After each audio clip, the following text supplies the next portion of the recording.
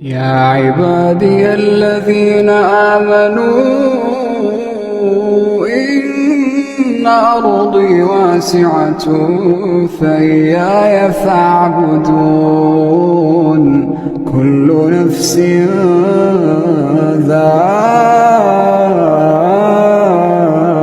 ذائقة الموت كل نفس ذائقة الموت ثم إلينا ترجعون والذين آمنوا وعملوا الصالحات لنبوئنهم من الجنة غرفا تجري من